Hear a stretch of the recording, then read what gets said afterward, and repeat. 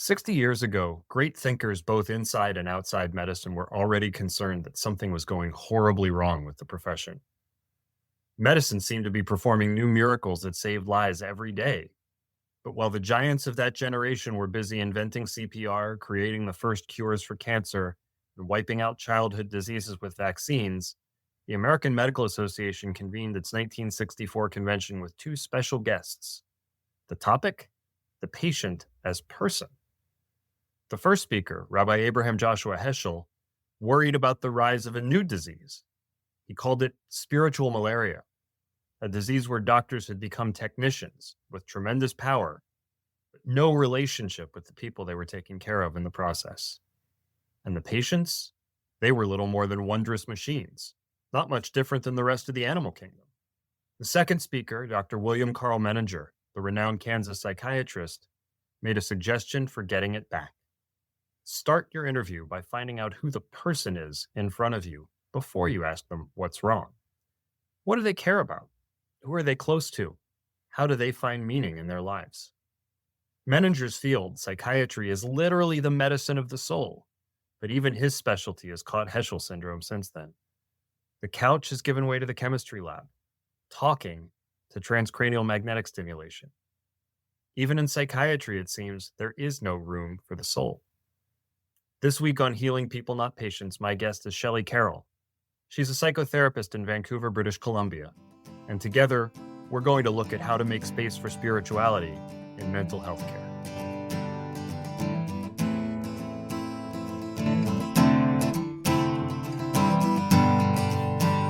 No room for the soul that's in my head.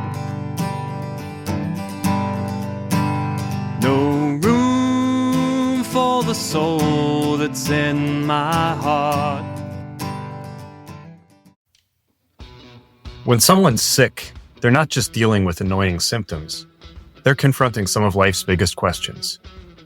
I'm Dr. Jonathan Winkle, and you're listening to Healing People, Not Patients. Join us as we explore how to make our practice about complete healing, healing of the body and the spirit.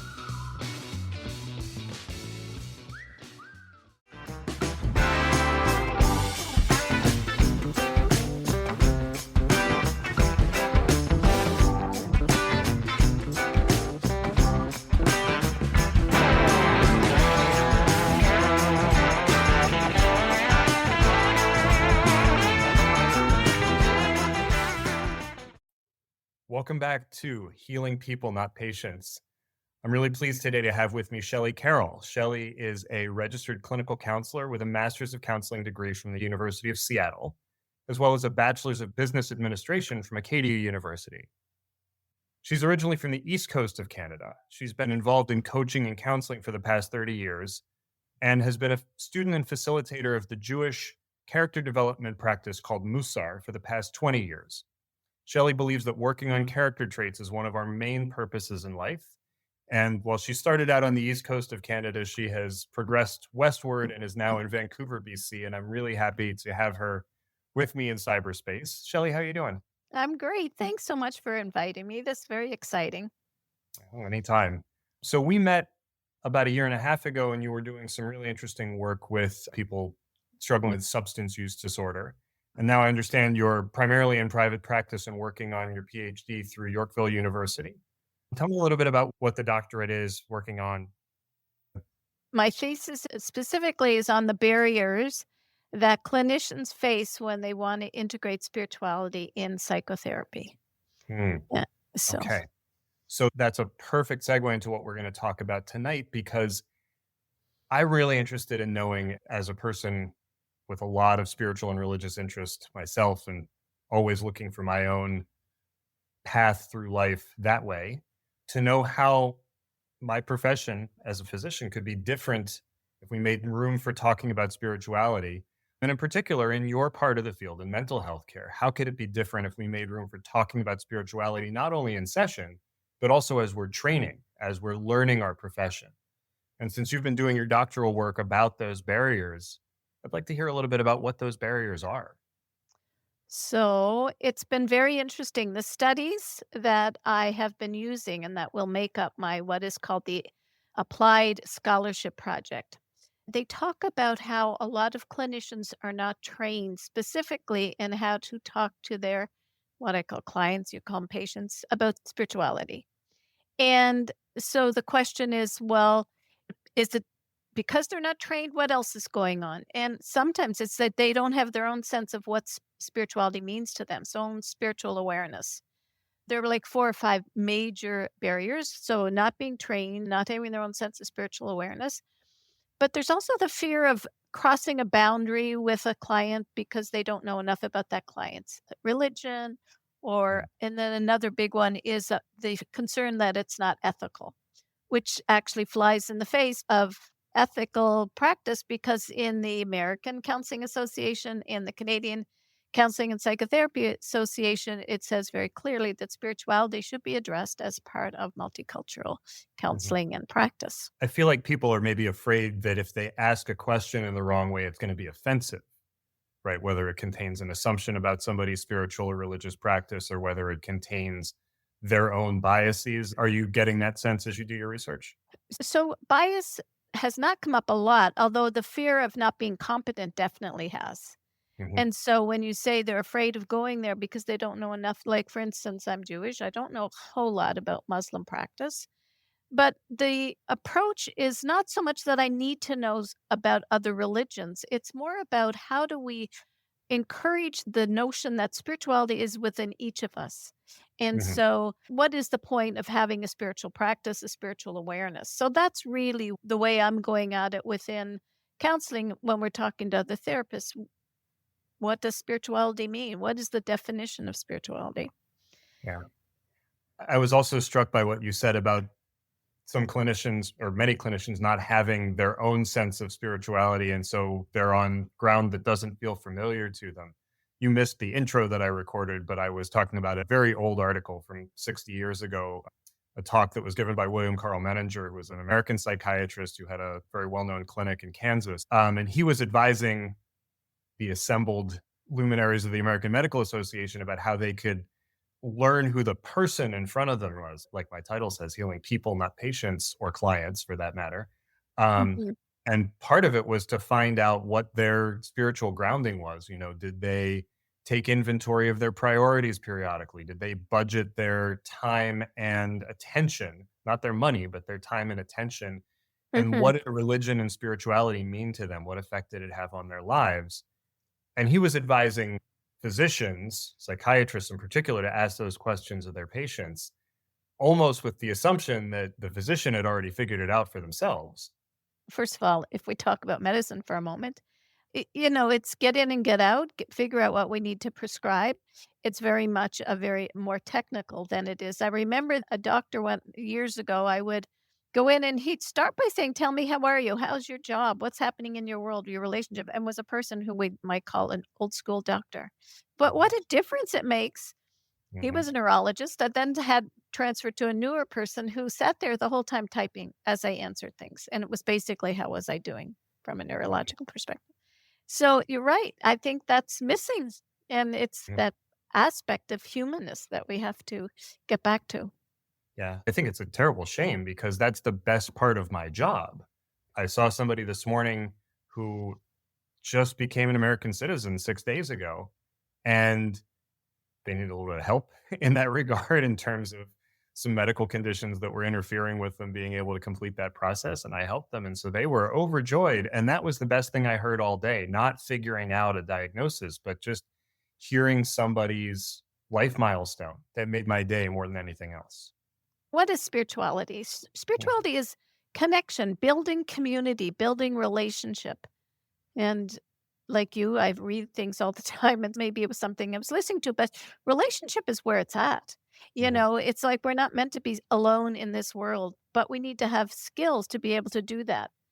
And often our own sense of internal fear gets in the way, which is having a spiritual awareness for me is that I have something that I'm tethered to. And it happens to be that I have believe in God, but you don't have to have a sense of spirituality. And so that you're tethered to something that you can rely on, whether it's an internal sense of hope, internal sense of resilience, your own sense of, I know how to do this, competence. I think those are all parts of knowing. I just wrote something as I was getting ready for this. Know thyself. Then, of course, now you have to Google who said that first. And Right. it eventually was a Greek philosopher, but then Socrates said it, and then Aristotle said it. So, Right. If it was good, everybody wanted to say it at least once in their life. but let me just finish with that. What's know thyself mean? It means knowing yourself spiritually, mentally, physically, emotionally. That's what knowing yourself means. Love it. I also love that you said, that we weren't meant to do this alone. That talk that I was saying that Menninger had given, he was paired up with Rabbi Abraham Joshua Heschel, who's one of whose two master works was Man is Not Alone, and certainly built his whole spirituality on the idea that relation both between human beings and between humans and God was Mm. the be all and end all of why we're here. So moving into the next direction, we've sort of identified a gap in how people are trained to practice both physical medicine and mental health care. Mhm. We already talked about the fact that you've been practicing Mussar, the Jewish character development practice, for a couple of decades now. And from a previous conversation we had in Vancouver last year, I know that you feel like maybe that might be a way to remedy this situation, maybe even provide a safe way into the spiritual discussion. So tell us a little bit more about what Mussar is and how you think it might be applicable here. So, Mussar is a spiritual practice that helps you develop your character traits with the goal in mind of becoming, in Hebrew it says B'Tselem Elohim, made in the image of God. Well, that's a pretty lofty goal. But if we are always working on how can I be better? What's my spiritual curriculum? What are the soul traits that I need to balance?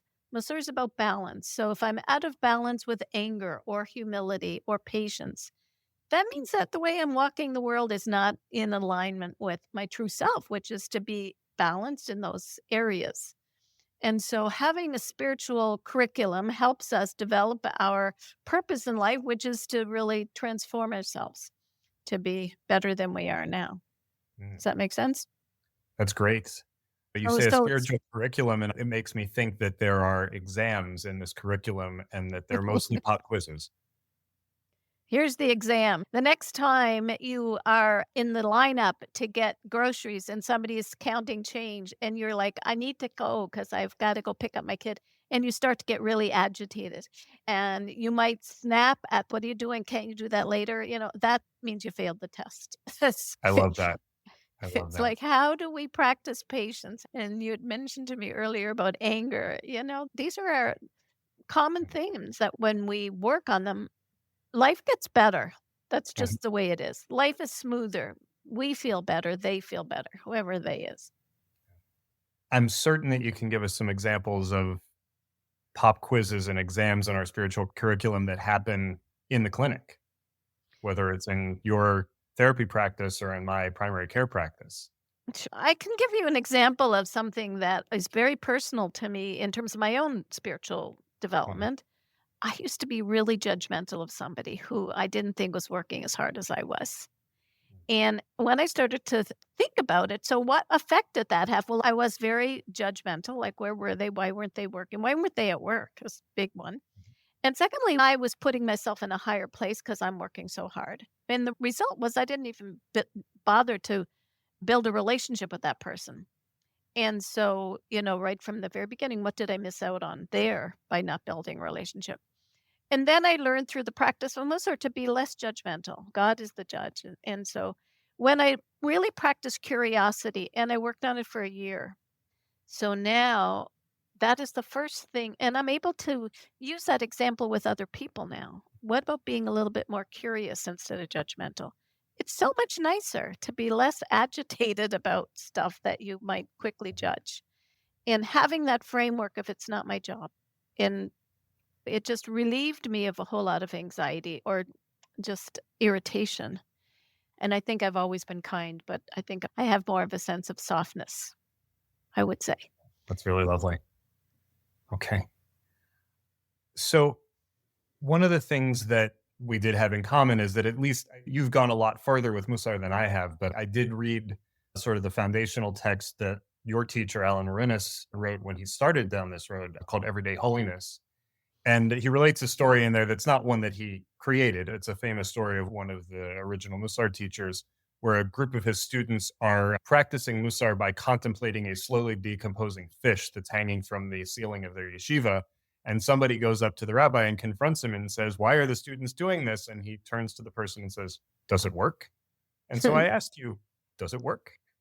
You've already talked a little bit about how it affects yourself, but I want to talk a little bit more about how you might see a Mussar practice affect change for other people. And in particular, when we hear in primary care or doctors who are employed in hospitals hear about self care and they talk about burnout, it's almost being weaponized at this point where we're being told you're burned out. You're going about this all wrong. You should go do more yoga, or you should go take a walk at lunchtime, or you should do whatever. And it feels like yet another burden being put upon us. How might Mussar be different than management telling you, "Oh, just go take a walk at lunchtime"? What's unique about this practice that may be different than some of these other things that we don't have the resources to dig into? I think what's different is that it has to come, like a lot of change, from inside you, that you say, "I want my life to be better so that I'm able to manage my emotions better, my thought process better, my actions better." Because Alan says this in his books, our spiritual curriculum is right there for us to see, where did we stumble? When was the latest upset with somebody? And so it's not self-help really in a Mhm. way that you're talking about it, but there is parts of Musar that we journal at night, we meditate, we do rehearse phrases like the one for humility: "No more than my space, no less than my place," to help Yeah. us remember. Doesn't serve anybody to be a wallflower, nor is it okay to take all the air out of the room. So, I think that it's different in that it's not like, self-help, but it does help one's soul, which does help ourselves. Does that make sense? Yeah, absolutely. And the phrase that you used for those who are listening who haven't read the book, that's part of his curriculum around humility, if I Mhm. understood Oh, and correctly. Yeah. that's the first one Like, to start with, because mhm, if you can show up and say, "Okay, what's not working in my life?" I can then say, "Okay, I really need to work on it." We all have one thing that we don't have to work on. We get a gift, mhm. and then there are issues that we know that are probably issues for us. Yeah. And yeah, if once you start reading it, it's like there's no end to this work. And I think about that phrase often and about the humility curriculum, sort of the continuum. And there's these two kind of poles that you want to be in between of humility versus confidence. And if you get outside them, you get either into self effacement and self humiliation, which is not where you want to be. But I've never thought to apply them actually. There's a movement that's been going on for years about developing cultural competency. And then about 5 or 10 years ago, the term changed and it's cultural humility is now the preferred term. And why? Because one of the things that we have to be able to admit is that we're never going to be able to be competent in all of the 6,000 different cultures of the world, but Mhm. be humble enough to recognize that something's different and curious, like you said, enough to ask what's different about it and investigate and figure it out. So here's something: when you're able to walk the talk, if you're with somebody who has a different spiritual practice than you do, or a different religion, and you do want to get into a conversation, how do you have a resource that helps you? And so maybe they say yes and say, "We don't know anything about it." It's okay to say, "I don't know anything about that." If you're asked a question, "Let me look that up," or "Let Mhm, me get back to you about how we might be able to talk about how you might use that." I think mhm. that shows that honesty around, yeah, it just transparent, and I think that's a quality that shows authenticity. Sure. And another of the character traits that came up in our last conversation was anger, one that I see a tremendous amount of in my work as a physician. The patients that are angry at the doctor, messages from the nurse or the answering service that are conveying demands, and they often put the word demands in there, which may be the nurse or the answering service venturing their own opinion rather than what the patient's actually saying. But we're also angry at the system. Some of us Mhm. are angry at the patients. The employees are angry at management. I've been on both sides of that divide, unfortunately. And I think a lot of the people that are listening, and I hope there are a lot of people listening, are tuning in because they're angry about something in medicine and hoping that I might be able to help calm them down. And if I can't do it, maybe you will. Can we learn something together about anger Sure. and about Yeah, managing? so I've thought about this because you had mentioned that earlier, and I thought, so what I wanna set up is kind of an experiential process. Imagine the last time that you did get really angry. What happened? What was the experience? What in your mind's eye, see yourself, in fact, feel the inside where you're losing patience, but you have agitated, your blood is boiling, and you're like ready to blow steam. And if you can, in that moment, see yourself, maybe you did blow up. So, what we do say within, and if you're talking about somebody who hangs up the phone in agitation, for instance, and then the person on the other end, it's almost like they've been assaulted when Mhm, somebody's angry at you. And for sure, the person who did that didn't feel good about blowing up. So, what we say in one of the practices in a Mussar is put space between the match, which is what is the incident that made you angry, and the mhm, fuse, which is your reaction. mm, Because in that space, you have an opportunity to either have a little bit more compassion for yourself or for the other person, more of a sense of understanding. There'd be less sense of blame. And there's more of a sense of a pause that you can calm down. And this works. I use this a lot in my practice when people talk about being angry because, as you know, you either count to 10 or go for a walk around the block. It's no different. It's just that you don't react right away. And that gives you a chance to develop more of a sense of awareness within yourself. What bothered you so much? And then how can you approach the situation differently? It's all about that. How do I react in this situation? Musser does not say don't be a victim, do not do anything, but how do we behave appropriately so mm. that we can be effective, communicate in a way that is kind and respectful? Is that helpful? Oh, absolutely. I mean, I can think of tons of examples from practice, from my work as an administrator, from personal life. The example that, of course, jumped immediately to mind was Friday morning when I was walking the dog and he got too excited about the other dog and bit me by accident. Now, I have tiny dogs. The one that bit me is a Shih Tzu. Shih Tzus can't actually bite through much of anything, so I'm okay. Just wanted to let everybody know that. But as you were ticking off, think about this. I could remember every moment of that. So, yeah, a little bit Yeah. more space between the match and the fuse would be good for all of us. Our reaction in that moment usually is to lose it. I remember learning and talking with other physicians about this, that the teaching of Maimonides about that was that, he always preached this middle path about all of the different character traits. He said, except anger. You should keep anger to an absolute minimum, but not zero anger, because people who never get angry, they're like the dead. Like, if you never react to anything, Yeah, you're not even really there. There are things you should get angry about. There are things you should be righteously indignant about, because that's how you decide that something needs to be changed. It's what you do with the feeling that's it's really pretty critical. absolutely, absolutely, and Alan talks about that. The book that I read today just because I couldn't find the Bible, which was Everyday Holiness, is his book called With Heart in Mind, and it has, I think, 26 midot and oh, no, 48. Mhm. And he lists, a nice little practice session at the end of each one, and Right. For the non-Hebrew speakers that are listening, midah is a character trait. Midot right, is the plural, so is the plural. Yeah, yeah, exactly. and that's a really helpful practice. So, how have you found this work transforming your own practice as a counselor? I'm really curious to know. Wow, in so many ways, I think that I'm more thoughtful. The truth is that I see every person as a holy soul. And as a result of that, I see past the behaviors or the issues, even though I pay close attention to it, so I can be helpful. But I have a lens of underneath the outside facade of all these character traits that are out of balance is this beautiful holy soul. And the truth is, I come from a place of love.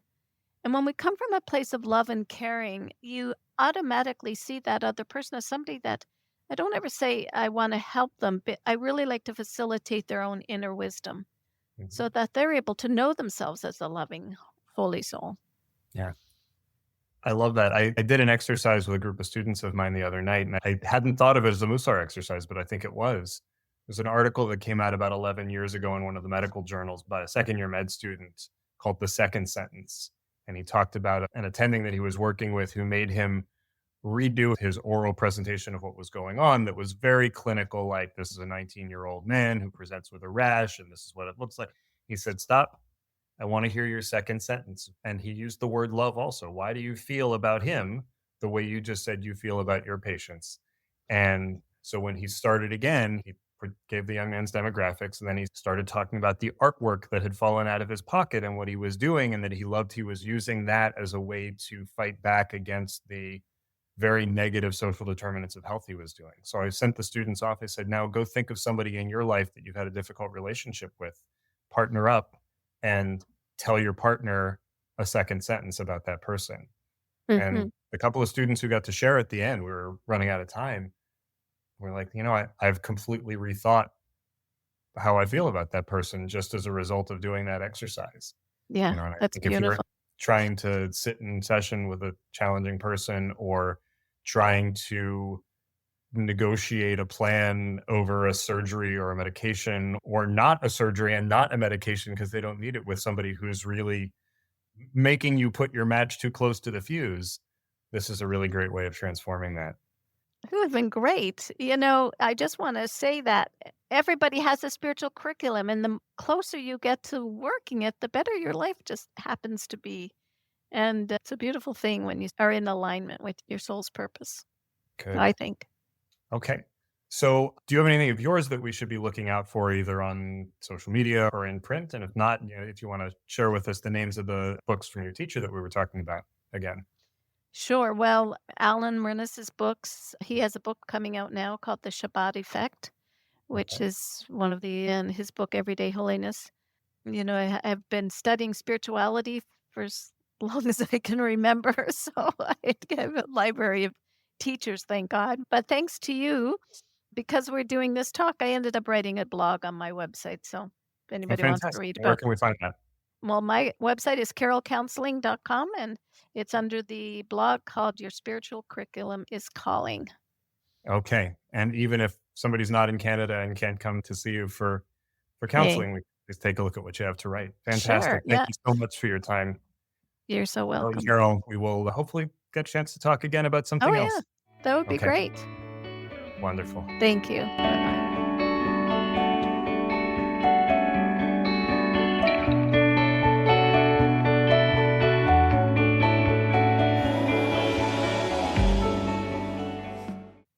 In his address to the AMA, Heschel preached, "Medicine is more than a profession. Medicine has a soul. Its calling is not only the application of knowledge and the exercise of skill, but also facing a human situation. The doctor's mission is prophetic." But how do we exercise not just our skills, but our souls? Heschel's student, Rabbi Harold Schulweis, had some ideas. In an essay he called The Doctor in the Patient, he suggested there was something of each in the other: strength, knowledge, and the capacity to heal in the patient, fallibility and vulnerability in the doctor. Instead of a savior and a helpless victim, Schulweis thought of the medical encounter as a covenant, a partnership where even if the partners were not on a truly equal footing, they were still a team. My favorite Mussar lesson is about humility. Shelley Karrel's teacher, Alan Marinis, uses the mantra like phrase, "No more than my place, no less than my space. No more than my place, no less than my space," to describe the delicate balance between humility, leaving place for others in the room, and confidence, knowing what you're capable of and believing appropriately in your ability to help or to stand on your own.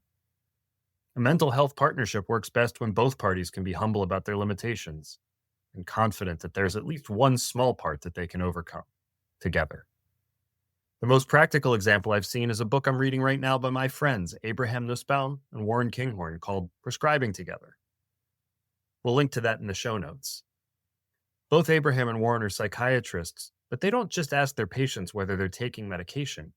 They ask what taking medication means to them. They don't just ask their patients suffering from hallucinations if they're suffering from hallucinations, but whether they find those hallucinations frightening or welcome. Through conversations with other experts in their field, kind of like the one I just had with Shelley, they've come to the conclusion that, as Heschel did, knowing which pill treats which problem is only a small part of the puzzle. Building an alliance with the patient, knowing what they care about, is sometimes the most therapeutic thing they do. They're humble enough to recognize that the answer that was right on the board exam may be wrong for Boris, and confident enough to still try to help him.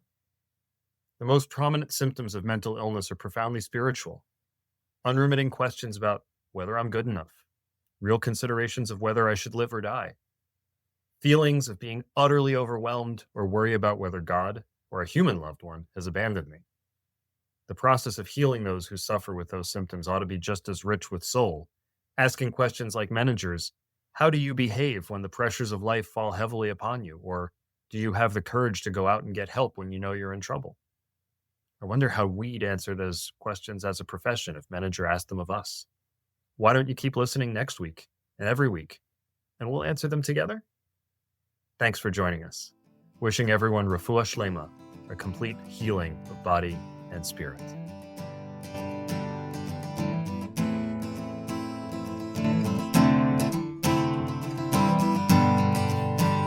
No room for the soul that's in my head. No room for the soul that's in my heart. I'm grateful you joined me. These reflections are just the beginning, so subscribe, leave a review, or send this to someone who needs encouragement. This is how we build a community of healers who refuse to give up on purpose. For more thoughts, explore my blog at www.healerswholisten.com/blog or follow me on Instagram at healerswholisten. For deeper dives, check out the book version of Healing People, Not Patients, or my second book, From Illness to Exodus. Links to both are in the show notes. Our theme song, Room for the Soul, is available on Bandcamp. Until next time, stay connected and stay whole. This podcast is not medical advice, nor is it legal or financial counsel. It's a space for reflection, rooted in stories, spirituality, and the art of healing. For your own care, always consult the professionals who know you best.